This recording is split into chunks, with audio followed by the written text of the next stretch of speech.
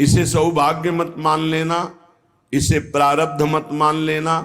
प्रारब्ध से भोग का सानिध्य मिलता है, भोग क्रिया नहीं होती। भोग क्रिया अज्ञान से होती है।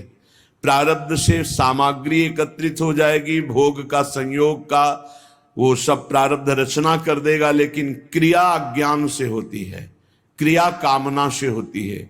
इसलिए कह रहे हैं यदि राधा माधव के प्रेम रस में डूबने के मार्ग में उपासक चला तो उसके जीवन में एक बार ही सही पर ऐसा अवसर आएगा कि वो परस्पर विपरीत शरीर का भोग करने का प्रश्न माया खड़ा करेगी।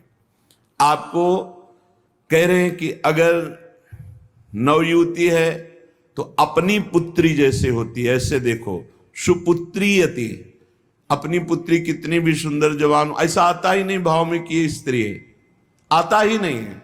जिनके आता है वो राक्षस ही हैं, मनुष्य तो है नहीं। नहीं तो घर में रहा जाता है, बड़ी बहन, परिवार के सदस्य, कहीं ऐसा आता है कि जवान बहन है तो जवान लड़की, ऐसा थोड़ी आता है। हंसते खेलते गले लगाते, कोई कहीं भाव ही नहीं रहता काम का। चाहे जवान पुत्री हो चाहे जवान बहन हो, कभी ऐसा घर में भाव, जिनके भाव आता वो राक्षस हृदय के हैं, मनुष्य हृदय के नहीं। वो राक्षस हृदय वाले, आसुर स्वभाव वाले हैं। नहीं, अपनी पुत्री अपनी बहन के समीप रहने पर कहीं ऐसे भाव थोड़ी आते। खूब खेलना कूदना हंसना बातचीत करना ये सब घर में होता रहता है, पर ये भाव थोड़ी आता है कि ये स्त्री है। नहीं, वो मेरी बहन, वहां कोई गुंजाइश ही नहीं काम भाव की। तो बोले सगी पुत्री की तरह सब पुत्रियां दिखाई दें, अपने से बड़ी हैं तो बिल्कुल मेरी जैसे जननी वैसे। मातृयत्य परांगनाम, जैसे अपनी अम्मा के पास, मां के पास बैठे तो क्या भाव बिगड़ेगा? कुछ नहीं बिगड़ेगा। कैसा भी जवान लड़का हो, मां अपने ऐसे हृदय से लगा के दुलार करती है, समझाती है, बुझाती है, डांटती है। वहां काम भाव आता है क्या? मां के गले लगने पर, बहन के गले लगने पर काम भाव आता है क्या? बेटी को हृदय से लगाने पे काम। जब साधारण सांसारिक पवित्र भाव में काम नहीं आता तो तुम तो परम पवित्र भगवान के भाव वाले हो, तुम्हारे अंदर कैसे काम परास्त कर सकता है? मातृयत्य परांगना, ये आएगा प्रश्न जीवन में। पुरुष है तो स्त्री के प्रति, स्त्री है तो पुरुष के प्रति। साधक बहुत सावधान रहे, माया प्रश्न करेगी। घूमते रहते हैं माया के पार्षद, घूमती रहती है माया की पार्षदी। बहुत सावधान, जाके संग कुमति मति उपजय करत भजन में भंग, तजोरे मन हरि विमुखन को संग। बहुत कीमती जीवन है, सिद्ध बात समझ लो, संकोच की बात नहीं। हरि को रिझाओगे तो वैकुंठ का द्वार, वृंदावन के दिव्य धाम का द्वार, साकेत द्वार, कैलाश धाम का द्वार खुलेगा। और जगत के शरीरधारी को रिझाओगे तो आखिरी द्वार वही है मलमूत्र का, और कुछ नहीं। हमारी बात मान लो, संकोच करने की बात नहीं है। हम वहीं से पैदा हुए हैं और वहीं की आसक्ति से फिर दुर्गति को प्राप्त होंगे। खुली बात है, देख लो, दो ही आकर्षण है, बढ़िया से बढ़िया खाने को मिले, भोगने को मिले। शिष्णोदर परायण शास्त्र कहता है, शिष्ण और उदर। उदर रसेंद्री से संबंधित है, शिष्ण जनेन्द्री से संबंधित है। बस जनेन्द्री और रसेंद्री के भोगों में पूरा दिव्य मानव जीवन बर्बाद। श्रीपाद कह रहे यदि राधा मुरलीधर के प्रेम में मगन होना है, बहुत सावधान। ये मत समझो कि माया कब किस रूप में कहां प्रश्न करती है। वो जननी है, वो अपने बेटे को पुष्ट करने के लिए कोई भी प्रश्न कर सकती है, लेकिन अपनी दृष्टि। महाप्रभु चैतन्य देव रुदन कर रहे हैं, हा गोविंद हा कृष्ण। दो वेश्याएं पहुंचती हैं, एक कहती कितना ये रुदन कर रहे हैं, बोले मेरी जैसी नहीं मिली होगी इसीलिए ना, अभी देखो इनका रुदन बंद करते। वो क्या जाने कि जो हरि के आशिक है उनको हरि माया आकर्षित नहीं कर सकती।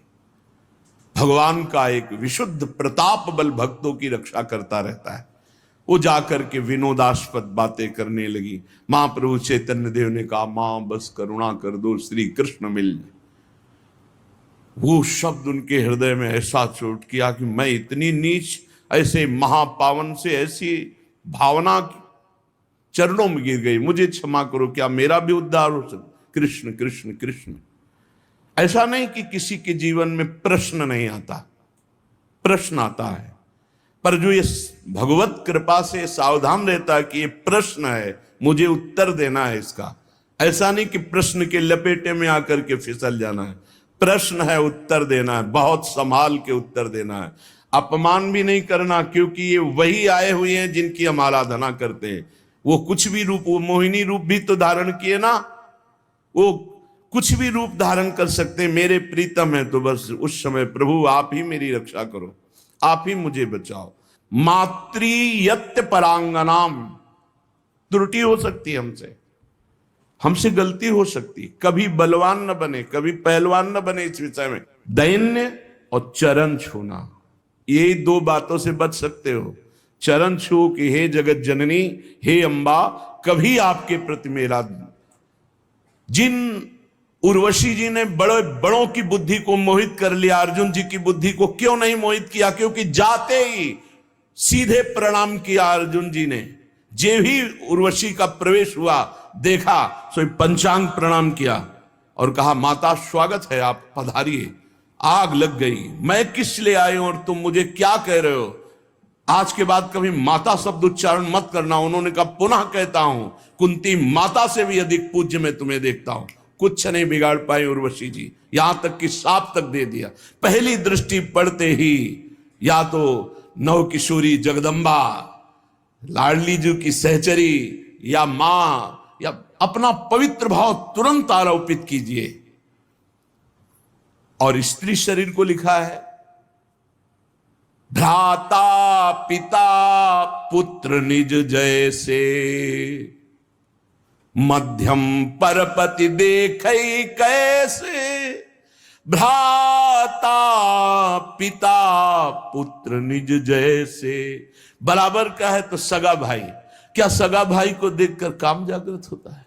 क्या अपने छोटे बेटे को देखकर काम जागृत होता है? क्या पिता को देखकर काम जागृत होता है? भ्राता पिता पुत्र निज जैसे।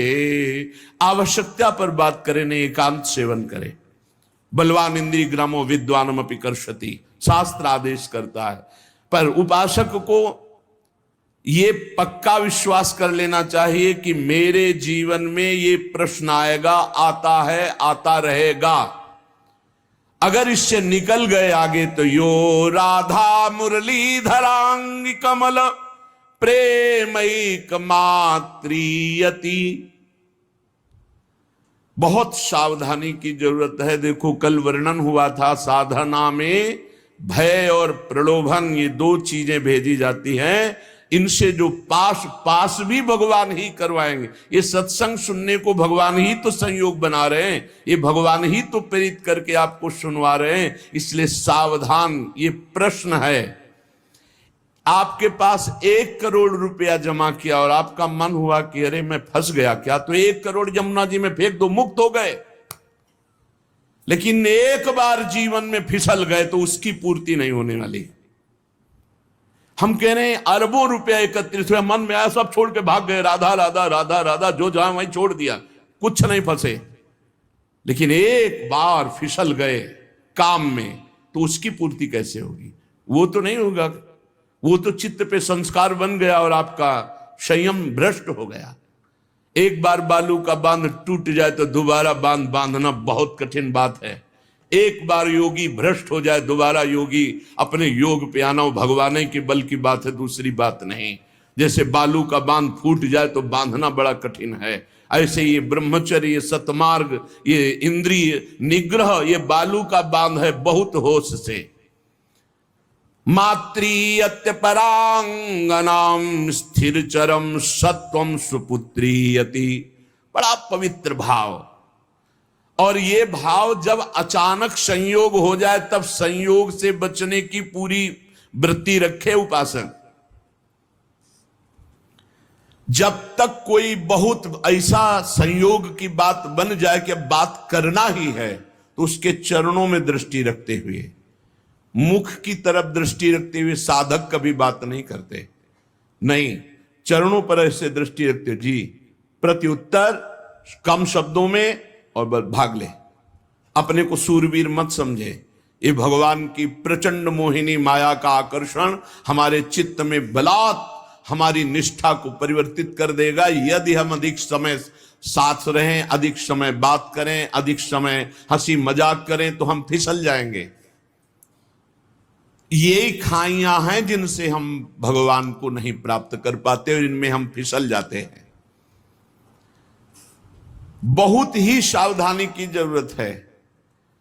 हमारी एक एक वृत्ति भगवान अंदर बैठे हुए देख रहे हो। उस जो जल रही वृत्ति काम क्रोध आदि को ना भोगने से वो भगवान हिसाब आपको इतना आनंद प्रदान करेंगे कि रोते रहोगे। पर कुछ समय के लिए आपको अपने मार्ग में बहुत संभाल संभाल कर पग रखना है। अगर अपना कल्याण चाहते हो, सुंदर बुद्धि चाहते हो, भगवत मार्ग में अग्रसर होना चाहते हो तो गोस्वामी तुलसीदास जी की चौपाई याद रखना। जो चाहे